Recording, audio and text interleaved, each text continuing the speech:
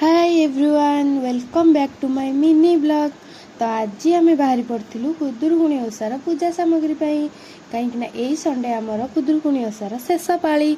तो जेहेतु आमर शेष पाली टी बड़ आकार होची तो से आम टे आगुआ बाहरी पड़ू सब जिनस आने को। तो जिनस किणाकिणी सरला आमर सेठू देन तापर आम ये आसिक गुपचुप खाई तापर आम बाहरी पड़ू बिरियानी खाइबा कहीं एबे टाइम पाखापाखि 1:30 हो गलानी। तो घर को जावाक आहरी टाइम अच्छी तो से आम ए चलू बिरियानी खाइबा हेले आमर नॉनवेज बारी नथिला आज से आम भेज 3टा ऑर्डर कर देथिलु।